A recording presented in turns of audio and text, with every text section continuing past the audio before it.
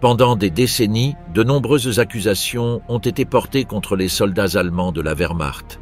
Certaines sont véridiques et bien documentées, mais d'autres ont été exagérées, manipulées ou purement inventées.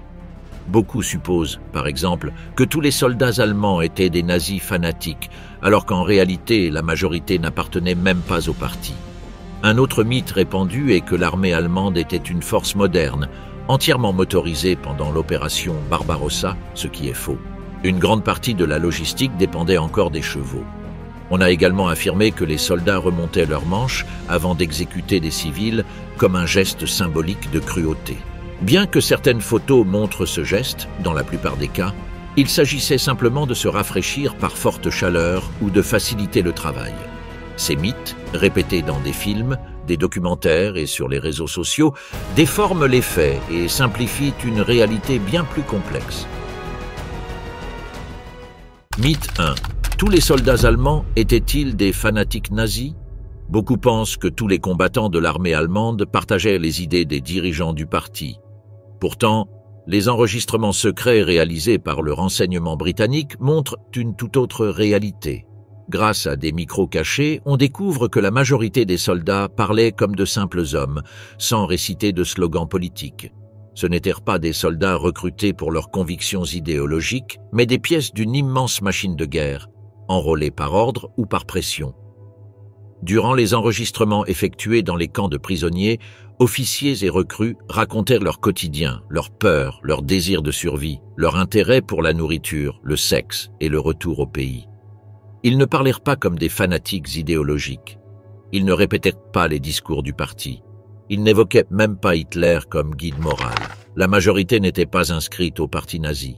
Beaucoup avaient rejoint l'armée avant l'existence du parti ou sans s'y intéresser. Certains cherchaient à échapper au chômage. D'autres voyaient cela comme un emploi, pas comme une croisade politique. Ce qu'on entendait sur les micros, c'était des blagues, des plaintes, des histoires entre camarades. Très peu manifestaient un véritable zèle pour le régime. Ceux qui croyaient vraiment au nazisme venaient surtout des SS, pas de l'armée régulière. Ces unités étaient imprégnées de propagande, entraînées avec des livres racistes et des rituels de fidélité. Mais la Wehrmacht était autre chose. C'était la force militaire traditionnelle, existant même avant le nazisme. Sa discipline venait de l'État, pas du parti. Les prisonniers parlaient librement, car ils ignoraient être enregistrés. Il n'y avait ni filtre, ni scénario. Ils exprimaient leurs pensées sincères. C'est pourquoi ces enregistrements valent bien plus que n'importe quel discours officiel. On y voit que beaucoup ne comprenaient pas vraiment pourquoi ils se battaient. Ils obéissaient aux ordres, cherchaient à avancer ou simplement à ne pas mourir. Certains admiraient Hitler sans connaître réellement ses actions. D'autres le haïssaient en silence. Ce qui comptait pour eux, c'était l'escouade, le groupe, les camarades. L'idéologie restait loin de la boue, des balles et du froid. Ce qui motivait les soldats, c'était l'habitude, la peur, le devoir inculqué dès leur jeunesse. La guerre leur semblait normale, comme une tâche professionnelle. Ils y étaient si profondément plongés qu'ils ne s'interrogeaient pas sur sa justice. Ils obéissaient simplement. Ce qu'ils faisaient leur paraissait logique dans ce contexte. Même si beaucoup commettaient des crimes, ils ne les voyaient pas comme des actes idéologiques, mais comme des tâches inhérentes au combat, des ordres à exécuter. Les interrogatoires britanniques montraient aussi que les soldats racontaient des blagues sur le parti, critiquaient leurs supérieurs, doutaient de la victoire et des décisions de Berlin. Ce n'étaient pas des automates.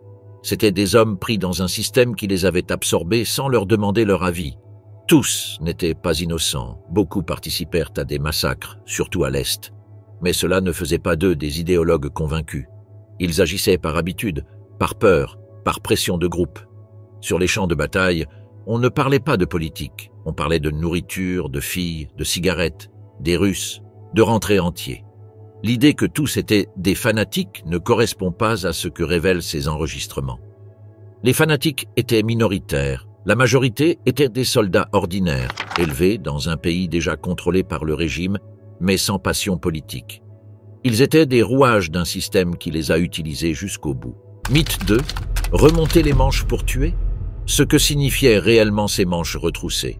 Beaucoup se souviennent de l'apparence des soldats allemands et soviétiques durant la guerre sur le front de l'Est. Sur les photos, On voit souvent les Allemands avec les manches retroussées par temps chaud, alors que les Soviétiques ne le font pas. Pendant des décennies, cette image a été interprétée comme un signe de danger. Dans les régions occupées comme la Serbie, la Biélorussie ou l'Ukraine, les civils croyaient que lorsque les Allemands remontaient leurs manches, c'était pour annoncer une rafle ou des exécutions. Cette idée a été répétée dans des témoignages, des films et des rapports de guerre. Pourtant, l'explication réelle est bien plus simple et tient au tissu des uniformes. Les soldats allemands portaient des vêtements en laine mélangés à de la viscose, un matériau également utilisé pour les sous-vêtements. Épais et chaud, conçu pour résister au froid européen, ce tissu devenait insupportable quand les températures atteignaient 40 degrés Celsius sur le front oriental. Beaucoup transpiraient abondamment, souffraient de vertiges et de démangeaisons. Le tissu collait à la peau et gênait les mouvements. C'est pourquoi le commandement militaire autorisa les soldats à retrousser leurs manches par forte chaleur. Des règles furent même établies sur la manière de le faire, afin de préserver l'apparence ordonnée de l'uniforme. En revanche, les soldats soviétiques portaient des uniformes en coton, plus légers, respirants, générant moins de chaleur corporelle.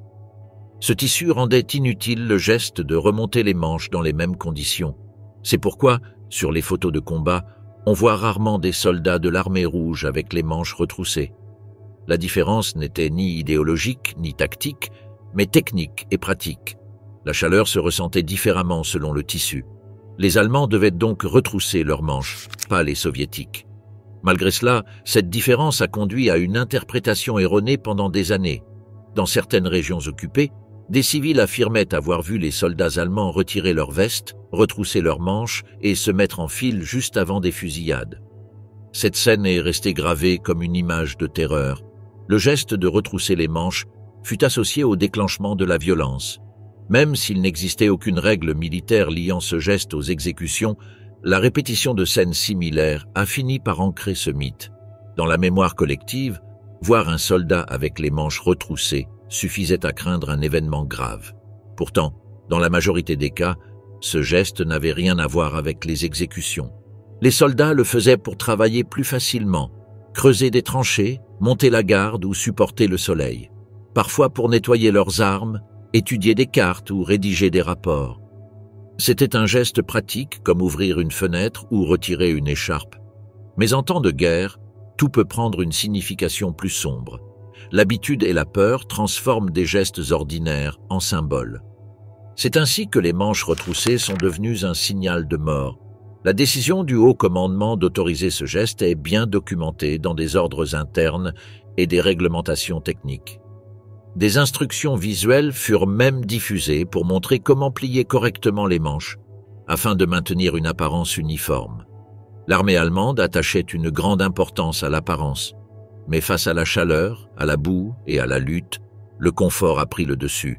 Les soldats préféraient alléger leurs vêtements pour mieux bouger, et même si ce geste n'avait aucune intention violente, il fut interprété par beaucoup comme une menace directe.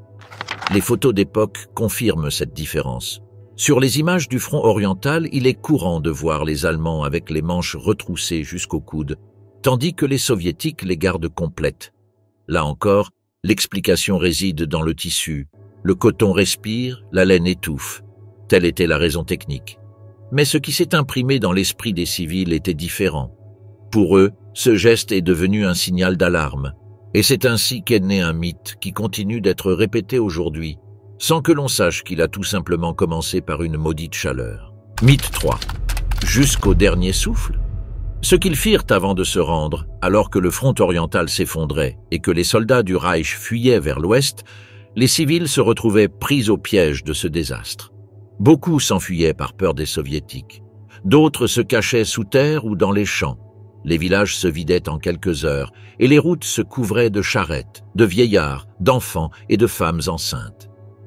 Mais derrière cette retraite, la violence avançait aussi. Des troupes allemandes, vaincues et sans contrôle, pénétraient dans des maisons étrangères, pillaient, violaient et assassinaient sans ordre ni sanction. Dans des villes comme Breslau, Berlin ou Königsberg, avant même l'arrivée des Russes, des groupes de l'armée allemande saccageaient tout ce qu'ils trouvaient. Ils brûlaient des documents, mais volaient aussi des bijoux, de la nourriture et de l'alcool.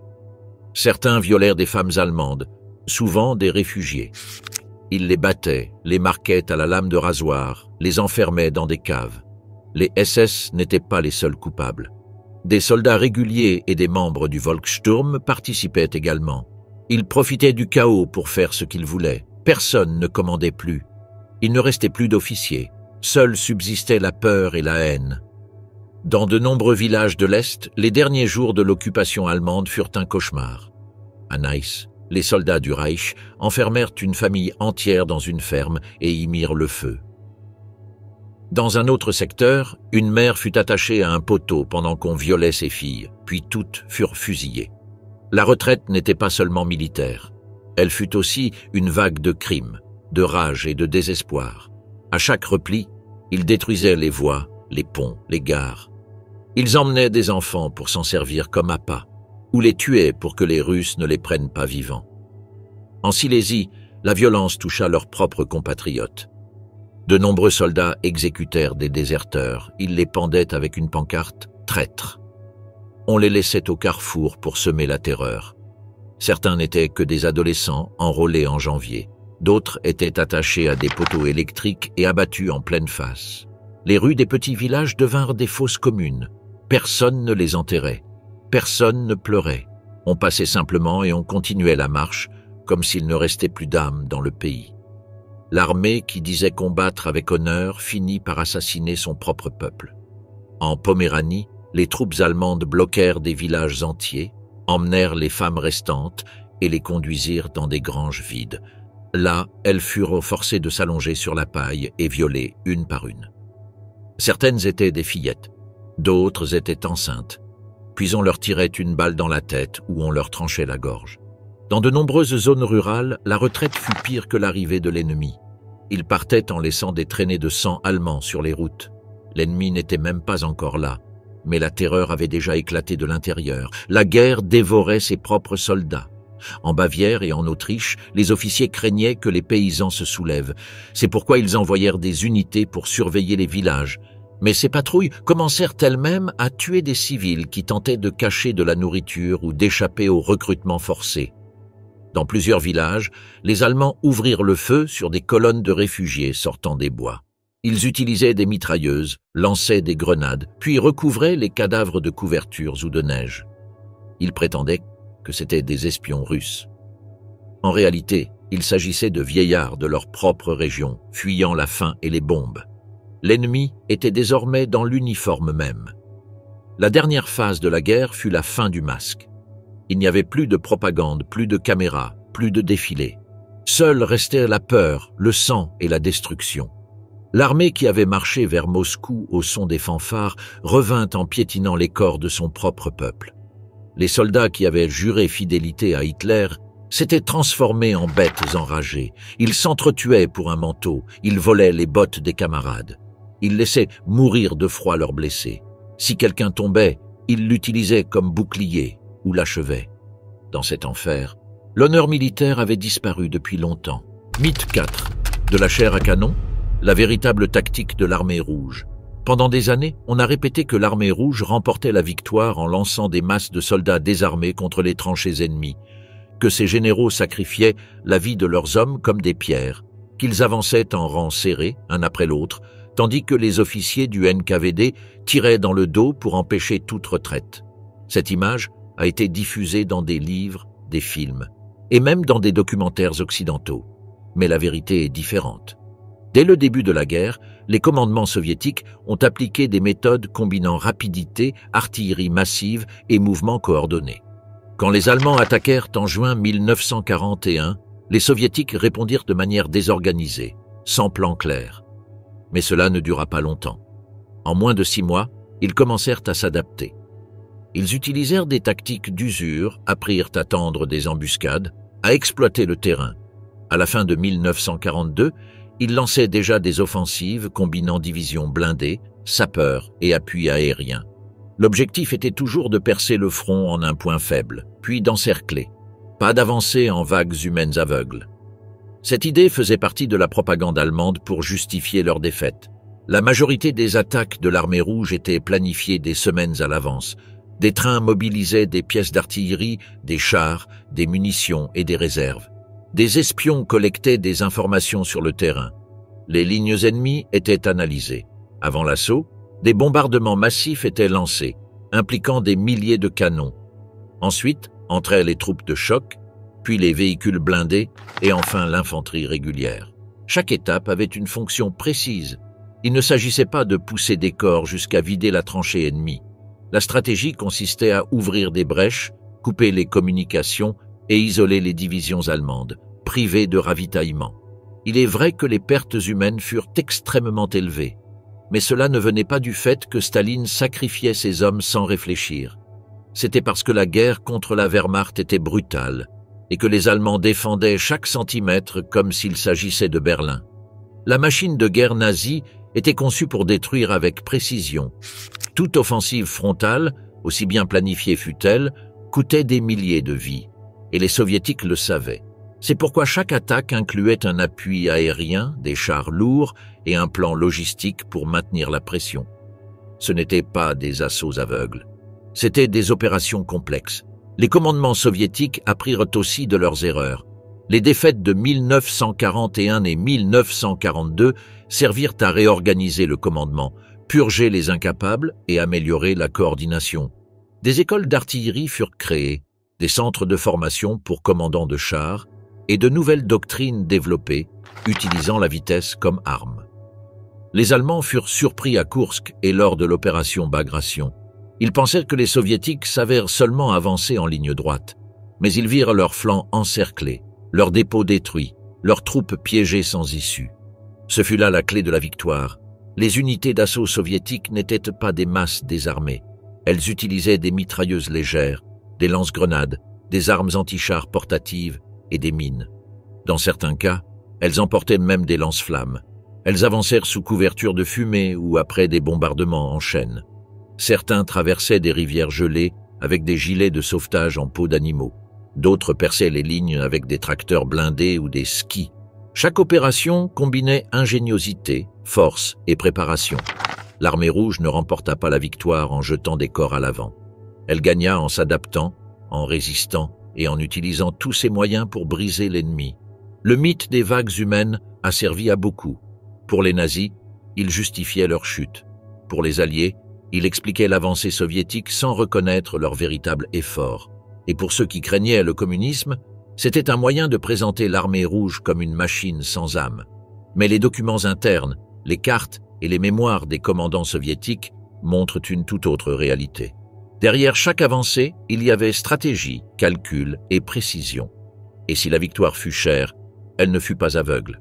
Elle fut apprise, corrigée et exécutée avec tout ce qui était à disposition. Mythe 5. Une élite invincible? La vérité derrière l'uniforme noir.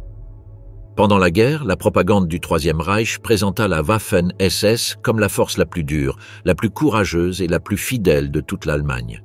Films, affiches et discours les dépeignaient comme des guerriers parfaits, uniforme noir, serment de loyauté directe à Hitler, sans peur de rien. En réalité, seules quelques unités de la Waffen-SS atteignaient ce niveau de préparation. La plupart étaient improvisées, mal entraînées, composées de volontaires étrangers ne parlant même pas allemand. Au départ, la SS était un petit corps sans expérience militaire. Son rôle consistait à protéger les dirigeants nazis et à accomplir des tâches politiques. Lorsque la guerre éclata, Himmler voulut en faire une armée parallèle. Il créa donc la Waffen-SS. Grâce à son influence, il obtint armes, uniformes et soldats. À ceux qui rejoignaient, on promettait un meilleur traitement, du respect et une place privilégiée dans la Nouvelle-Allemagne. Mais beaucoup des premiers recrues étaient des soldats sans formation, sans discipline et peu motivés pour combattre. Lors de batailles en France, aux Pays-Bas ou en URSS, certaines divisions de la Waffen-SS firent preuve d'une résistance extrême et d'un fanatisme inquiétant. Elles laissèrent aussi derrière elles un sillage de crimes, assassinats de civils, exécutions sommaires. La division Totenkopf, par exemple, venait directement des camps de concentration. Son entraînement était brutal, tout comme sa manière d'agir. Les divisions Das Reich et Leibstandart étaient les plus célèbres, équipées de véhicules lourds, d'armements modernes, composés de soldats expérimentés. Pourtant, elles aussi commirent des massacres, comme à Oradour-sur-Glane, où elles brûlèrent vifs des femmes et des enfants. Au fil des années, la Waffen-SS grossit de manière incontrôlée. Himmler ayant besoin de plus d'hommes, il accepta des volontaires de tous les pays occupés, croates, belges, français, norvégiens, roumains, jusqu'à des bosniaques. À beaucoup d'entre eux, on promettait salaire, nourriture et uniforme. Certains combattaient pour idéologie, d'autres par nécessité. Mais les résultats furent mitigés. Ces unités étrangères parlèrent des langues différentes, avaient des coutumes diverses et n'obéissaient pas toujours. Certaines se rendirent en masse, d'autres désertèrent, et beaucoup n'atteignirent jamais le front. Le mythe selon lequel tous les membres de la Waffen-SS étaient des soldats d'élite ne correspond pas aux archives. Dans les dernières années du conflit, les nouvelles divisions furent formées si rapidement qu'elles recevaient à peine un entraînement. On leur distribuait des armes non testées sans leur apprendre à utiliser des grenades, ni même à comprendre des ordres basiques. En Hongrie et en Autriche, on vit des unités entières battre en retraite sans tirer un seul coup. Sur le front oriental, beaucoup étaient envoyés comme chair à canon pour ralentir l'armée rouge. Ils mouraient sans comprendre pourquoi ils se trouvèrent là. Les commandants de la Wehrmacht regardaient la Waffen-SS avec méfiance. Selon eux, leur discipline était artificielle, leur entraînement médiocre et leur comportement criminel. Mais comme Himmler disposait d'un pouvoir direct sur Hitler, personne ne pouvait les contrôler. Certaines unités SS étaient fanatiques et combattèrent jusqu'au bout. D'autres, en revanche, se rendaient massivement dès qu'elles savaient que l'ennemi était britannique ou américain, afin d'éviter de tomber entre les mains soviétiques. Cela prouvait que tous n'étaient pas prêts à mourir pour le Reich, contrairement à ce que disait la propagande. L'idée que la Waffen-SS était l'avant-garde de l'armée allemande servait la narration du régime. Elle permettait de projeter une image jeune, forte et pure, en contraste avec les vieux officiers de la Wehrmacht. Mais cette image s'effondra avec le temps. À la fin de la guerre, plus de 30 divisions de Waffen-SS existaient. Seules quelques-unes atteignaient un niveau professionnel. Le reste était composé de milices improvisées, certains formés d'adolescents, d'autres d'anciens criminels, et beaucoup de soldats étrangers qui ignoraient pourquoi ils se battaient. L'uniforme noir, le casque, le serment, tout cela faisait partie d'une mise en scène. Sur le terrain, la réalité était différente. La Waffen-SS n'était pas une élite militaire, c'était un mélange de fanatiques, d'opportunistes, de recrues forcés et d'hommes perdus. Et son histoire fut marquée par la brutalité, les massacres et l'obéissance aveugle, pas par l'honneur ni par la victoire. Mythe 6. Les soldats allemands se comportaient en gentlemen à l'Est. Une femme russe se tient dans une forêt, son jeune enfant dans les bras, quand un soldat allemand s'approche. Elle serre le bébé contre elle, tandis qu'il lui demande s'il est à elle. Elle répond que oui. L'homme ne dit rien de plus. Soudain, il lui arrache l'enfant des bras et lui fracasse la tête contre un arbre. Le corps s'effondre à terre, elle hurle, pleure. Il rit et s'en va. Ailleurs, en Ukraine, un peloton allemand trouve un groupe de paysans. Ils exigent du pain, des œufs, du lait. L'un d'eux refuse de donner quoi que ce soit. Un sous-officier sort son revolver et lui tire en pleine face. Les autres, terrorisés, jettent tout ce qu'ils ont par terre. Les Allemands s'emparent de tout et mettent le feu à la cabane. Plus au nord, en Biélorussie, une femme d'une trentaine d'années est traînée hors de sa maison par 2 soldats aux insignes noirs. Elle crie qu'elle a des enfants, que son mari est au front. Il rit. Ils la jettent au sol, l'immobilisent à 2. L'un lui maintient les bras, l'autre lui baisse la jupe et la viole. Puis ils échangent de place. Quand ils ont fini, un troisième s'approche avec une baïonnette. Il la plante dans son ventre et la laisse là, agonisante. Un colonel allemand a noté dans son journal que ces hommes avaient l'habitude de se débarrasser des femmes après usage.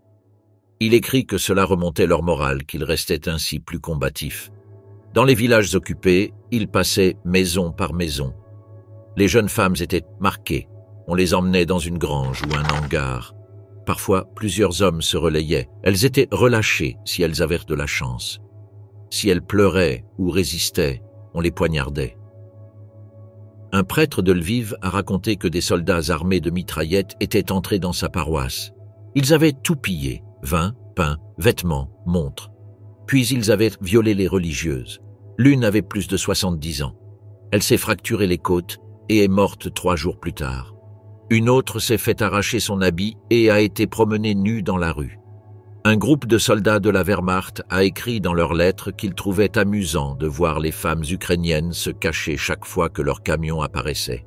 Un soldat a dit que s'il trouvait une jolie, on la montait et on la rendait plus tard, s'il en restait quelque chose. Un autre racontait qu'un jour, il s'était relayé avec 3 femmes, comme dans un bordel mais sans payer. Dans les trains en route vers le front, les soldats faisaient des paris pour savoir qui avait le plus de viols à son actif. Certains parlaient de collectionner des Russes. L'un disait que son record était 8 femmes en une nuit. Un autre écrivait qu'il avait attaché une femme à un lit et mis le feu à la cabane. Il ajoutait qu'elle hurlait comme une folle. En Lituanie, une jeune fille a été empalée avec un pieu par un groupe de soldats ivres. Ils ont prétendu qu'elle était une espionne. Ils l'ont attachée à un poteau et lui ont enfoncé le pieu par en dessous. Elle est morte dans d'atroces souffrances. Personne n'a posé de questions. En Pologne, les troupes utilisaient les civils pour s'entraîner au tir. Ils plaçaient des hommes debout et leur tiraient dans les jambes. S'ils tombaient à genoux, ils les achevaient d'une balle dans la tête. Parfois, ils faisaient se tenir des femmes enceintes. Ils pariaient pour savoir si la balle ressortirait par le dos ou resterait coincée. Dans un village près de Minsk, ils sont entrés à l'école et ont sorti les enfants. Ils leur ont demandé s'ils savaient prier. Si l'un répondait oui, ils le pendouillaient. Un petit a demandé à voir sa mère. Ils lui ont lancé une grenade dans les bras. Les officiers savaient ce que faisaient leurs hommes. Certains l'encourageaient. Ils disaient que cela les endurcissait, qu'ils s'habituaient ainsi à la terreur, qu'ils devenaient meilleurs au combat. D'autres prenaient des photos. Ils les envoyaient chez eux. Sur certaines, on voit des femmes nues dans la boue, entourées de soldats riant. Sur d'autres, des enfants morts avec des pancartes sur la poitrine. L'une disait « Petit rouge ». Dans les camps de concentration, les gardes venant du front oriental étaient les plus cruels. Ils savaient torturer, ils savaient humilier. Après ce qu'ils avaient vu, ils ne ressentaient plus rien. Un prisonnier a dit que c'était eux qui frappaient, sans s'arrêter. Que quand quelqu'un tombait, ils continuaient à le battre jusqu'à ce qu'il ne bouge plus. Tout cela s'est produit avant que les Soviétiques ne contre-attaquent. Avant Stalingrad, quand les Allemands avançaient, quand ils se sentaient invincibles, quand ils pensaient que rien ne pourrait les arrêter. Ces scènes se répétaient chaque jour, partout, toujours avec la même froideur, toujours avec le même rire. Mythe 7. Les Soviétiques ont bien traité les prisonniers. Au printemps 1950, les Soviétiques remettent plus de 90 000 prisonniers allemands encore en vie. Certains sont si faibles qu'ils peuvent à peine marcher. On les conduit à travers des points de passage frontaliers en Saxe ou en Brandebourg. Beaucoup portent des parasites sur la peau, ont des plaies ouvertes ou des infections qui sentent la pourriture. Plusieurs ont perdu leurs dents, des doigts ou ont les os déformés par des fractures mal soignées. Ils n'ont ni chaussures ni vêtements décents. Presque tous ont oublié comment écrire, utiliser des couverts ou saluer. Le retour de ces hommes ne donne lieu à aucune fête. Leurs familles reçoivent une lettre indiquant le jour et l'heure du passage, mais les autorités interdisent toute réception avec drapeau ou musique. Dans certaines villes, on n'autorise même pas les proches à s'approcher de la gare. Les rapatriés sont d'abord conduits dans des centres médicaux ou des casernes où on les désinfecte, rase leur barbe et leur donne un uniforme gris, sans insigne. Certains reçoivent de nouveaux papiers. Plusieurs perdent leur véritable identité car les archives comportent des erreurs ou les ont enregistrés sous des numéros falsifiés. Une fois dans leur village, la plupart découvrent que leur maison n'existe plus. Les habitations ont été bombardées ou confisquées. De nombreux membres de leur famille sont morts ou ont déménagé. Les voisins les regardent avec méfiance. Certains leur tournent le dos pour avoir porté l'uniforme de Hitler. Ailleurs, on les accuse d'être des espions de l'Est. On oblige plusieurs à s'inscrire à la police ou au bureau local du parti. Certains finissent par vivre dans des étables ou des caves. Plusieurs se suicident peu après leur retour. Dans les usines et ateliers, on refuse de les embaucher. On leur demande des documents qu'ils n'ont pas. On exige des preuves de leur détention. À d'autres, on répond qu'il est trop tard, que tous les postes sont pris. Beaucoup travaillent comme journaliers ou font des tâches de nettoyage en échange de nourriture. Ceux qui trouvent un emploi fixe le font sans contrat. Les autorités refusent d'accorder des pensions affirmant qu'avoir été soldat à l'Est ne compte pas comme service civil. À d'autres, on retire leurs droits à l'assurance pour avoir été absent trop longtemps. L'État ne propose aucune aide psychologique. Ceux qui font des cauchemars, crient la nuit ou se pissent dessus finissent internés dans des hôpitaux psychiatriques. Certains subissent des électrochocs, d'autres sont traités comme des fous dangereux. Dans certains cas, les médecins eux-mêmes alertent la police. Il y a des cas où d'anciens prisonniers sont emprisonnés pour comportement antisocial. Personne ne leur demande ce qu'ils ont vécu dans les camps. Personne ne veut savoir combien de temps ils ont été enchaînés, ni combien d'hommes sont morts devant leurs yeux. Dans les médias, leur histoire est ignorée. La presse parle de la reconstruction, du miracle économique, de la nouvelle Allemagne. Évoquer le passé devient un tabou. Les rares livres qui mentionnent les prisonniers ne le font qu'en passant. À l'école, les enfants de ces hommes entendent que l'Allemagne a perdu à cause des soldats fanatiques. Beaucoup changent leur nom de famille ou inventent une histoire pour cacher leurs origines. Au milieu des années 1950, plusieurs anciens prisonniers forment des groupes d'entraide. Ils se réunissent dans des paroisses, chez eux ou dans des bars. Certains impriment des bulletins avec des témoignages, d'autres rédigent des listes de disparus. Ils tentent d'obtenir une reconnaissance officielle, ils présentent des pétitions, organisent des marches, envoient des lettres au Parlement. Mais la majorité des politiciens reste silencieuse. Ils craignent que parler des prisonniers de guerre ne ternisse l'image qu'ils veulent montrer au monde. Ce n'est qu'en 1955, avec le voyage d'Adenauer à Moscou, que le sujet devient public. L'Allemagne négocie la libération des derniers détenus. À son retour, Adenauer est acclamé. Mais pour ceux qui rentrent après, rien ne change. Pas de compensation, pas d'excuses officielles, pas de cérémonie. Ils reçoivent seulement un billet de train et une ration froide. Les années passent. Beaucoup vieillissent, sans famille, sans foyer, sans nom. Certains meurent dans des refuges. D'autres finissent à l'hôpital sans documents. Plusieurs n'arrivent jamais à parler de ce qu'ils ont vécu. Dans certains quartiers, on les appelle encore les Russes, à cause du lieu de leur détention. Sur leur pierre tombale, on mentionne rarement la raison de leur absence, seulement une date de retour écrite à l'encre bon marché. Mythe 8. La discipline allemande était parfaite. L'un des récits les plus répétés sur les troupes allemandes pendant la guerre est qu'elles représentaient un modèle d'ordre, de contrôle et d'obéissance totale. Pourtant, les enregistrements secrets des soldats capturés révèlent une toute autre réalité. Plusieurs parlaient librement de la manière dont ils ignoraient les ordres ou faisaient ce qu'ils voulaient dès que leurs supérieurs n'étaient pas à proximité. L'autorité des officiers conservait un certain poids, mais cela n'empêchait pas de nombreux soldats d'agir à leur guise, s'ils pensaient pouvoir le faire sans conséquence. Il y avait des soldats qui volaient, d'autres qui évitaient les corvées, et certains qui profitaient même du chaos pour abuser de leur position. L'image d'une armée parfaite, rigide et sans faille, ne correspond pas au témoignage réel de ceux qui y étaient. Dans de nombreuses unités, la hiérarchie n'était respectée que si le commandant faisait preuve d'autorité réelle, et quand ce n'était pas le cas, le respect s'effondrait rapidement. On parlait aussi sans détour des châtiments internes. Les coups entre camarades pour des questions de discipline étaient fréquents, tout comme les punitions physiques infligées par des chefs souhaitant imposer le respect par la force. La pression entre soldats était énorme, et plusieurs ont raconté comment un groupe pouvait isoler ou punir celui qui ne répondait pas à leurs attentes. La violence ne venait pas seulement de l'ennemi, mais aussi de leur propre rang. Les beuveries, le désordre et les désobéissances faisaient partie du quotidien dans de nombreux bataillons. Même si le règlement était strict et que les sanctions pour indiscipline pouvaient être extrêmes, leur application était inégale. Certains officiers fermèrent les yeux s'ils avaient besoin de ces hommes, tandis que d'autres punissaient sévèrement pour faire un exemple, même quand ce n'était pas nécessaire. Il n'existait pas de méthode unique pour maintenir l'ordre, et cela se voyait dans le chaos que décrivaient les soldats eux-mêmes. Un prisonnier expliquait que la menace constante de châtiment maintenait beaucoup en ligne, mais que la peur ne fonctionnait pas toujours.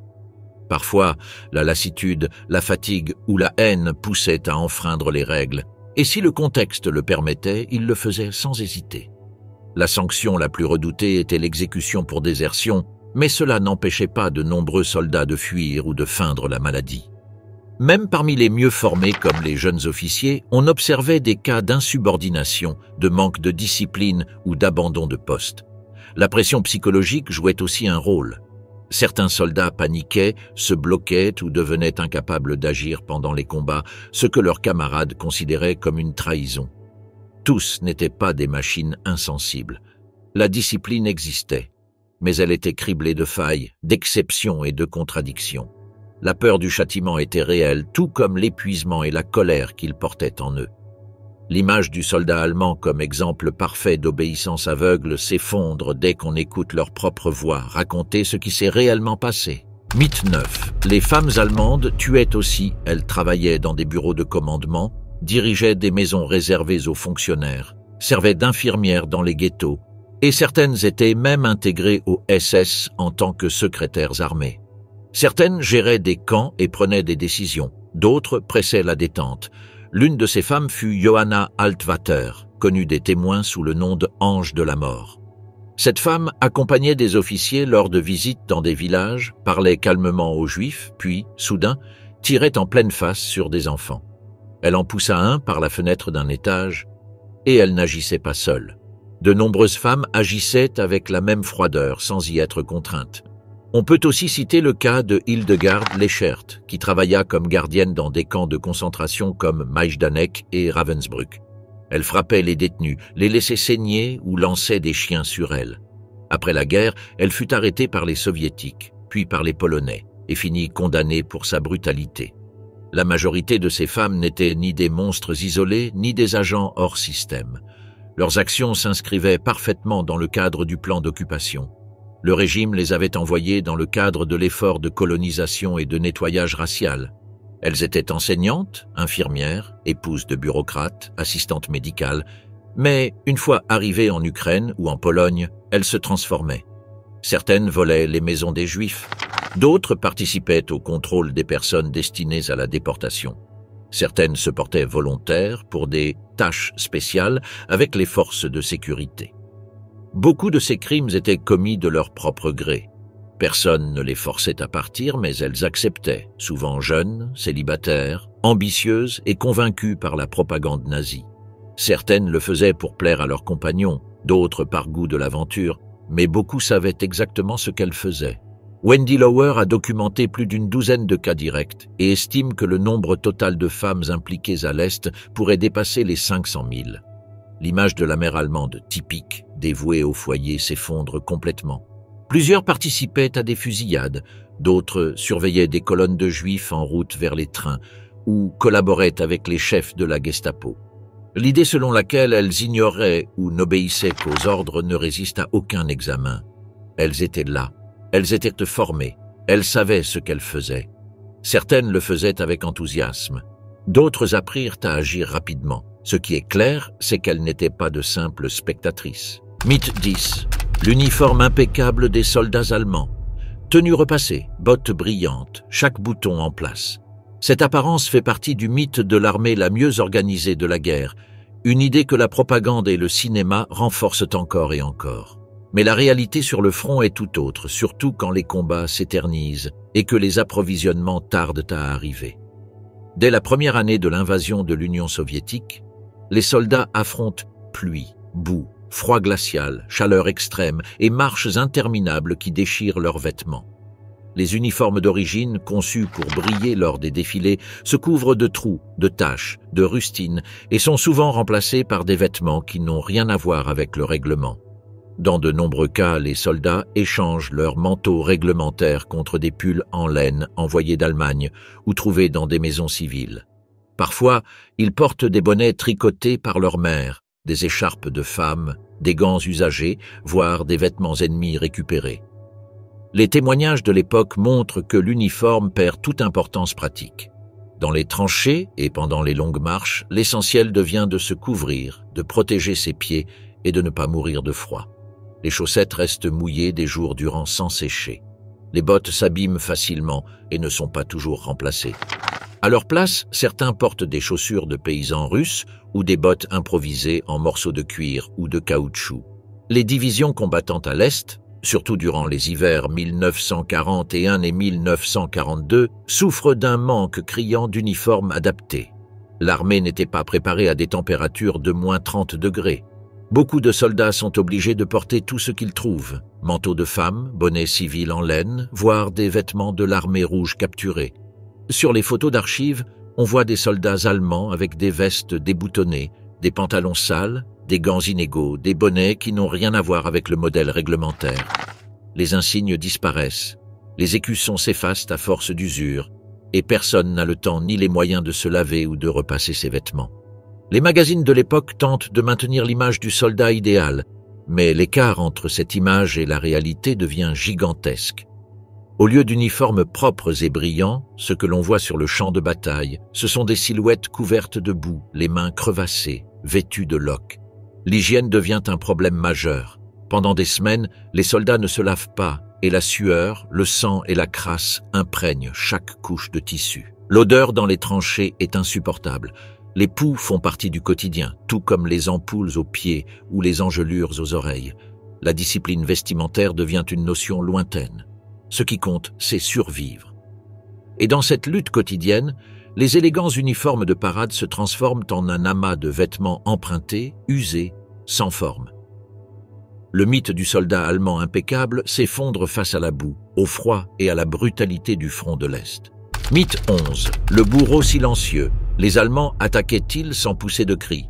Des soldats allemands avançant avec une froideur calculée et une discipline de fer, réprimant toute expression durant le combat. Cette image a été renforcée pendant des années par les représentations audiovisuelles qui opposent les soldats du Troisième Reich aux soviétiques, célèbres pour leur cri de guerre collectif, le fameux « Hourra ». Pourtant, cette perception s'éloigne fortement de la réalité documentée des combats. Les enregistrements authentiques de conversations entre prisonniers de guerre allemands captés en secret par les Britanniques et les Américains durant la Seconde Guerre mondiale montrent que cris, exclamations et bruits étaient une composante constante de l'environnement de combat allemand. Les voix élevées servaient non seulement à transmettre des ordres ou des avertissements, mais aussi à canaliser la peur, le stress et l'excitation des affrontements. De nombreux soldats ont raconté qu'ils poussaient divers cris lors des assauts, certains improvisés, d'autres surgis spontanément dans l'urgence du moment. Contrairement aux cris soviétiques, standardisés et institutionnalisés, les Allemands émettaient des sons en fonction de leur état émotionnel ou de besoins tactiques ponctuels. Le volume, l'intensité et la fréquence de ces cris variaient selon la situation, la nature du combat et la formation des troupes. Lors d'opérations de choc, comme les attaques contre des positions fortifiées, les soldats avaient l'habitude de crier pour désorienter l'ennemi, se coordonner entre eux ou simplement en réaction instinctive à un danger extrême. Le livre Soldaten, qui analyse en détail les comportements réels des combattants allemands à partir de ces enregistrements secrets, montre clairement que le soldat type n'était pas un automate silencieux. Les témoignages révèlent que les moments de contact direct avec l'ennemi étaient bruyants, chaotiques et chargés d'émotions intenses. De nombreux prisonniers ont décrit naturellement comment ils criaient, juraient ou vociféraient par réflexe pendant le combat. Certains insultaient l'ennemi, d'autres exprimaient leur peur ou leur adrénaline, d'autres encore criaient pour se donner du courage. Tout cela démontre le mythe du soldat germanique impassible, avançant sans émettre un son.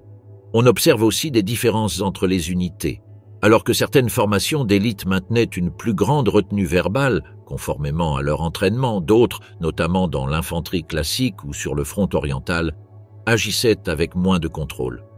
La pression constante du combat et la proximité permanente de la peur réduisaient considérablement la maîtrise émotionnelle. Même les officiers reconnaissaient que le cri pouvait être un mécanisme naturel de décharge psychologique. Ainsi, l'image des soldats allemands en bourreaux silencieux n'est pas seulement une création de fiction, elle contredit directement les preuves empiriques documentées par les Alliés eux-mêmes. La guerre, telle que ces hommes l'ont vécue, ne se déroulait pas dans le silence. Mythe 12. Le mythe de l'équipement moderne. Dans les films et les jeux vidéo, chaque soldat allemand apparaît armé d'un pistolet mitrailleur MP40, comme s'il s'agissait de l'arme réglementaire par excellence.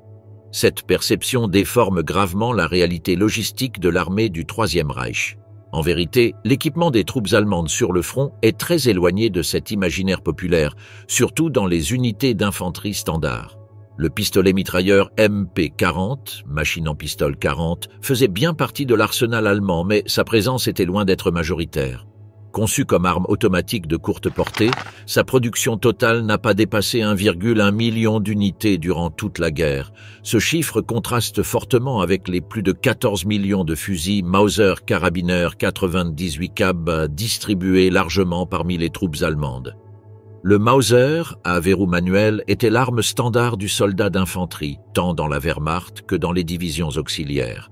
Sa portée, sa précision et sa robustesse en faisaient l'instrument de base du combat, même dans des campagnes d'usure comme celle du front oriental. Le MP-40 était généralement réservé à des fonctions spécifiques. On le retrouve surtout entre les mains de sous-officiers, de chefs de section ou de soldats affectés à des missions de combat urbains ou dans des pelotons d'assaut. Dans une unité de 10 hommes, 1 ou 2 seulement en étaient équipés. Son utilisation était plus une question tactique qu'un standard de distribution. Les combats en milieu clos ou les assauts de tranchées justifiaient son déploiement, mais sa cadence élevée et sa consommation rapide de munitions limitaient son usage prolongé. En terrain ouvert ou lors de batailles de longue durée, la préférence militaire restait au Mauser, qui permettait une meilleure économie de munitions et offrait une portée supérieure. En outre, la production du MP-40 impliquait un effort industriel plus complexe. Bien qu'il soit une amélioration du MP-38, sa fabrication nécessitait des pièces métalliques moulées et des processus d'assemblage précis. En revanche, le Mauser 98 NK bénéficiait déjà de chaînes de production standardisées depuis la Première Guerre mondiale. Cette différence dans la facilité de production influait aussi sur leur diffusion massive. Le MP-40 devint surtout un symbole propagandiste. Son apparence caractéristique apparaissait dans les documentaires officiels, les affiches et les films de l'époque, contribuant à forger l'image du soldat allemand moderne, rapide et agressif. En pratique, cette image correspondait davantage à des unités spéciales comme les Panzergrenadiers ou les Waffen-SS qu'aux soldats moyens engagés à Stalingrad ou dans les forêts des Ardennes. Même au sein des SS, dont la priorité logistique était souvent plus élevée que celle de la Wehrmacht régulière, la disponibilité de pistolets mitrailleurs modernes n'était pas universelle. Comme le souligne George H. Stein, de nombreuses divisions formées en seconde moitié de guerre manquaient de l'armement promis. Les soldats, affectés à des unités de remplacement ou à des divisions de défense territoriale, recevaient des armes de réserve, parfois même pas automatiques. Cela renforce encore l'écart entre l'image du MP-40, emblème de l'infanterie allemande, et la réalité d'une armée qui, jusqu'à la fin, continua de compter sur un fusil à verrou conçu des décennies plus tôt. Ainsi, le mythe d'un équipement moderne généralisé, et en particulier l'idée que tous portaient un MP-40, s'effondre face aux chiffres réels de production, de distribution et de doctrine militaire. Ce qui apparaît comme un symbole de modernité et de supériorité technique n'est, dans la plupart des cas, qu'une exception visuelle élevée au rang de règle par le cinéma d'après-guerre. Mythe 14. Hugo Boss, créateur des uniformes des SS? L'idée selon laquelle Hugo Boss aurait conçu les uniformes noirs des SS et imposé son empreinte esthétique à tout l'appareil militaire nazi s'est répandue avec insistance.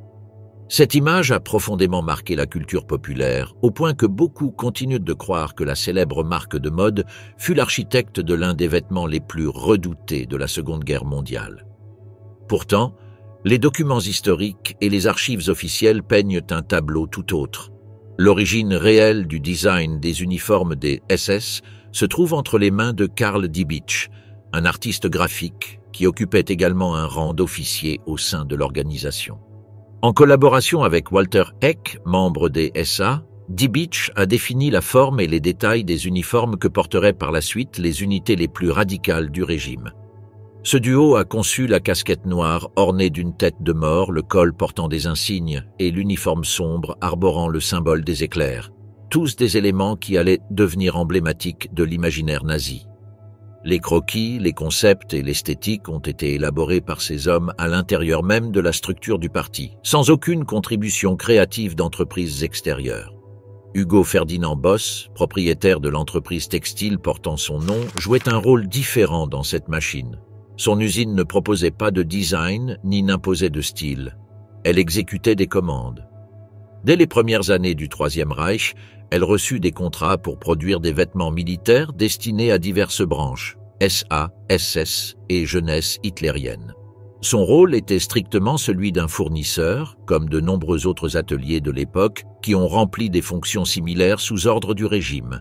Les archives économiques et les rapports postérieurs à la guerre indiquent que l'entreprise de Boss a prospéré grâce à ces contrats et qu'elle a même utilisé de la main-d'œuvre forcée durant les dernières années du conflit. Cette implication directe dans la production textile nazie a conduit la firme à subir des sanctions légales après la guerre. Toutefois, aucune responsabilité créative quant à l'apparence des uniformes ne lui a jamais été attribuée. La confusion provient de la coïncidence entre son nom et la notoriété des tenues portées par les SS. Plusieurs historiens ont clarifié que l'esthétique militaire nazie a été conçue de l'intérieur comme un outil de propagande visuelle destiné à transmettre l'ordre, la force et l'intimidation. Diebitsch, qui a également conçu des logos et des emblèmes pour les SS, a travaillé directement avec Himmler pour définir les éléments symboliques de l'organisation.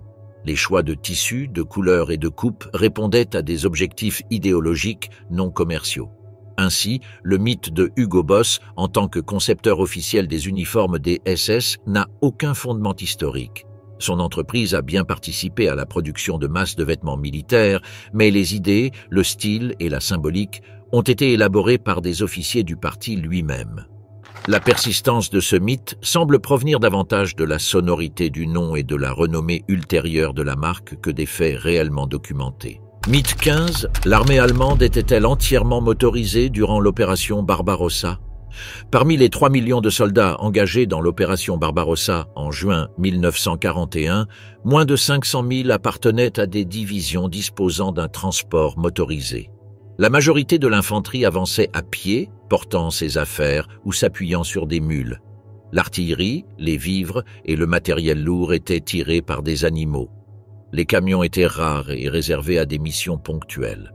Au total, la Wehrmacht déploya plus de 600 000 chevaux lors de la campagne de l'Est. Le ratio d'animaux par soldat était plus élevé qu'en Première Guerre mondiale. Même dans des unités d'élite comme la première division blindée, une partie du ravitaillement dépendait encore de moyens traditionnels. Cela entraînait des retards constants et des difficultés majeures pour acheminer carburant, armes ou nourriture au front. De nombreux combats furent perdus faute de munitions. Il y eut des cas où les soldats ne tiraient que quelques coups par jour, car les animaux ne parvenaient pas à hisser les caisses jusqu'à leur position. Dans de nombreuses zones du front, les routes non pavées se transformaient en bourbiers sous la pluie ou gelaient en hiver, immobilisant les véhicules. Les chevaux, bien que plus lents, pouvaient encore progresser dans la boue. Les images de colonnes de chars ou de véhicules motorisés traversant les plaines russes ne montrent qu'une infime partie de la réalité. En réalité, même dans les divisions blindées, des unités entières avançaient à pied. Le reste de l'armée, notamment les divisions de réserve ou d'appui, ne disposait souvent pas de motocyclettes. La mobilité était si faible que de nombreuses avancées se faisaient au rythme de la marche, pendant des semaines. L'idée que toute l'armée allemande progressait en camion ou en char provient surtout du cinéma et de la propagande. En vérité, la guerre à l'Est fut menée par des hommes épuisés, aux bottes déchirées, suivant des animaux qui tiraient des charrettes en bois. Telle était la véritable colonne vertébrale de la Wehrmacht. Mythe 16. Le froid aurait été le seul facteur ayant vaincu l'armée allemande. Le commandement allemand pensait que la conquête de Moscou serait achevée avant l'arrivée de l'hiver. Lorsque l'offensive reprit en octobre, tous étaient convaincus qu'un dernier effort suffirait. Mais la résistance soviétique bloqua l'avancée. Les pluies d'automne transformèrent les routes en marécages. Les camions s'enlisaient. Les troupes ne progressaient plus. L'armée allemande perdait de la force chaque jour. Les unités étaient à bout. Les pièces de rechange arrivaient trop peu. Aucun renfort ne venait remplacer les pertes. La contre-offensive soviétique en provenance de l'Est força l'arrêt de l'offensive. Ce n'était pas le froid qui a brisé l'armée allemande, c'était l'usure. Ils avaient parcouru des milliers de kilomètres sans repos. Le ravitaillement ne fonctionnait plus. Les trains ne suivaient pas le rythme. Les chevaux mouraient d'épuisement. Les armes manquaient de munitions. Les divisions étaient éparpillées. Il manquait des officiers, des médecins. Pas de nourriture chaude, pas d'uniforme de rechange. Les vêtements étaient en lambeaux. Les bottes brisées. Les pertes augmentaient chaque semaine. En octobre, elles étaient déjà impossibles à compter. Chaque colonne s'amincissait. Le haut commandement tenta de réorganiser les lignes, mais il était trop tard. L'ennemi les encerclait. Le terrain était un marais, l'artillerie ne pouvait avancer. L'aviation ne pouvait pas décoller à cause du brouillard. Quand la température chuta, les Allemands étaient déjà piégés. Le froid n'a fait que porter le coup de grâce à une armée déjà brisée. Les Soviétiques profitèrent du chaos. Ils attaquèrent les flancs, coupèrent les routes, reprirent des villages, lancèrent des divisions fraîches, réorganisèrent leurs chars et contre-attaquèrent avec toute leur puissance. La retraite allemande fut désordonnée. Beaucoup de soldats furent laissés derrière. Certains moururent gelés, d'autres furent faits prisonniers. Mais ce qui a détruit l'armée, c'était l'effondrement de l'organisation. Ils avaient sous-estimé l'ennemi, croyant que les Soviétiques allaient capituler. Ce ne fut pas le cas. Moscou tint bon. Staline mobilisa toute la population. Les usines continuèrent à produire. Les trains arrivaient pleins de renforts. Le moral était élevé. Dire que ce fut seulement le froid revient à masquer la vérité. Le désastre était déjà en marche. Les erreurs étaient allemandes. L'hiver est arrivé, alors que l'avantage était déjà perdu. Les commandants s'étaient trompés. Ils n'avaient pas bien calculé les distances. Ils n'avaient pas de plan de secours en cas d'échec. Et l'attaque échoua. L'effondrement venait de l'intérieur. Le climat n'a été que la dernière gifle. Mythe 17. Les divisions SS étaient-elles composées uniquement d'Aryens purs? Au début, les Waffen-SS cherchaient effectivement des soldats d'ascendance germanique afin de former un noyau d'élite. Dans un premier temps, elles refusaient quiconque ne venait pas directement du Reich et le processus d'entrée incluait des contrôles médicaux, l'examen du pedigree familial, des mesures crâniennes et d'autres absurdités racistes imposées par Himmler. Mais cela ne dura que peu de temps. Dès que la guerre s'étendit et que les fronts commencèrent à engloutir des milliers d'hommes par mois, ces règles furent abandonnées. Les SSS ne pouvaient plus se permettre de refuser des soldats pour des raisons raciales. À partir de 1941, elles commencèrent à intégrer des unités entières d'origine étrangère. Elles recrutaient tout ce qui se présentait, lettones, estoniens, lituaniens, russes blancs, ukrainiens, bosniaques musulmans, croates, hongrois, slovaques, français, flamands, espagnols, norvégiens, danois, et même des Indiens, des Arabes ou des Albanais. Des divisions entières furent formées, comme la Handschar, composée de musulmans des Balkans, ou la Wiking, qui rassemblait des Scandinaves, des Néerlandais et des Belges. Certaines divisions des Waffen-SS étaient presque exclusivement constituées de volontaires étrangers. En 1944, plus de 60% des troupes des Waffen-SS étaient nées en dehors de l'Allemagne. Beaucoup furent enrôlés de force. D'autres s'engageaient pour échapper aux camps de travail, protéger leur village de l'avancée soviétique ou simplement par faim. On y trouvait aussi des criminels, des opportunistes, des collaborateurs de tout niveau. L'idée que tous étaient des nazis fanatiques allemands est totalement fausse. Ce mythe de la pureté aryenne au sein des SS s'effondre dès qu'on examine les noms des divisions et leurs origines. La propagande nazie le cachait, et après la guerre, beaucoup préférèrent entretenir ce mensonge pour préserver l'image d'un armée honorable.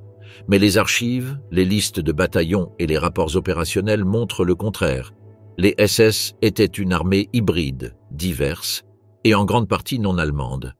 Rien de plus éloigné d'un escadron exclusif d'Aryens purs. Mythe 18. Tous les soldats allemands se déplaçaient en véhicules motorisés. Les Allemands maîtrisèrent bien les attaques coordonnées, combinant avions et chars pour percer les défenses soviétiques de l'intérieur. Cette tactique leur donnait un avantage décisif durant les premiers mois du conflit. Le problème surgissait quand l'infanterie devait arriver à temps pour fermer l'encerclement. Là, tout se compliquait, car même si leurs chars avançaient vite, la majorité des soldats avançaient à pied ou à dos de cheval, ce qui les ralentissait considérablement.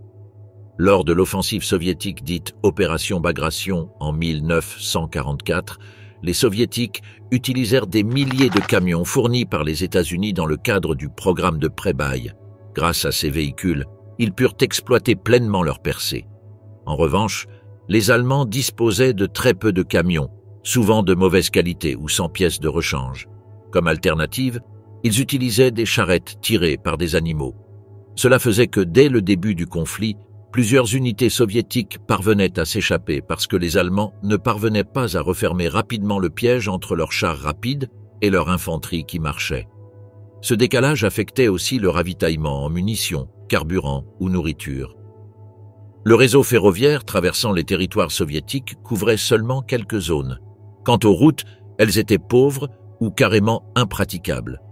Pour y remédier, on organisait des colonnes tirées par des chevaux, devenu le moyen le plus fiable de transporter le matériel. Beaucoup de soldats allemands célébraient quand ils capturaient des camions ennemis, car leurs propres véhicules étaient insuffisants par rapport à leurs besoins. La dépendance au transport animalier n'est donc pas un simple détail. C'est la preuve que l'armée allemande n'était pas aussi moderne qu'elle en avait l'air. Face aux Britanniques, aux Américains ou même aux Soviétiques de la dernière phase, le système de mobilité allemand apparaît obsolète et bloqué. Cette faiblesse explique pourquoi ils perdent leur élan lorsqu'il s'agit de maintenir une offensive prolongée. Avec la pénurie de carburant, la faible capacité industrielle et les blocus d'approvisionnement, les hauts commandements n'avaient guère d'options. Dépendre des chevaux n'était pas un choix, mais la seule solution possible. Mythe 19. Les soldats allemands ignoraient l'Holocauste. Dans les interrogatoires secrets menés par les Britanniques et les Américains auprès de soldats allemands capturés, on trouve des aveux directs. Certains relatent des fusillades collectives. D'autres décrivent comment les civils étaient rassemblés, exécutés ou enfermés pour mourir. Un soldat raconte que 2000 personnes furent fusillées dans la forêt de Białowieża. Un autre évoque une fosse où des prisonniers étaient abattus un par un. Les témoignages parlent de soldats qui regardaient, commentaient, voire participaient. Un officier de la Wehrmacht avoue avoir assisté à des exécutions menées par les SS. Un autre dit avoir vu un camion rempli d'enfants juifs en route vers la mort. Un troisième parle de soldats qui volaient les biens des victimes avant de les enterrer. Beaucoup savaient ce qu'étaient les trains. Dans les gares polonaises, les troupes voyaient des wagons fermés pleins de familles juives. Elles entendaient les cris, voyaient les corps et discutaient entre eux sur le camp où elles étaient envoyées. Certains parlaient de Treblinka, d'autres d'Auschwitz. Personne ne pensait qu'ils reviendraient. Même dans les lettres envoyées à leurs familles, des détails apparaissaient. Un soldat écrivit qu'ils avaient tué des milliers de juifs.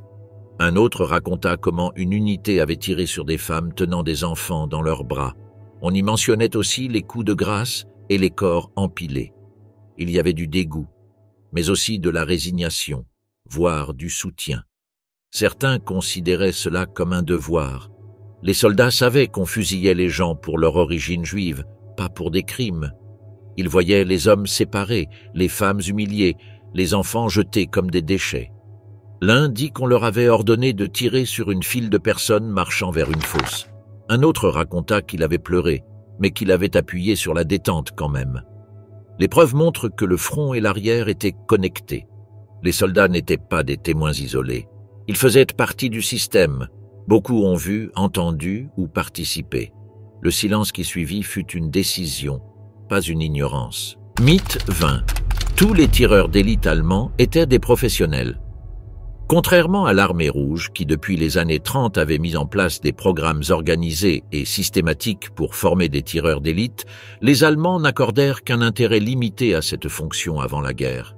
Ce n'est qu'après avoir constaté l'efficacité des tireurs soviétiques sur le front oriental qu'ils commencèrent à prendre cette spécialité au sérieux.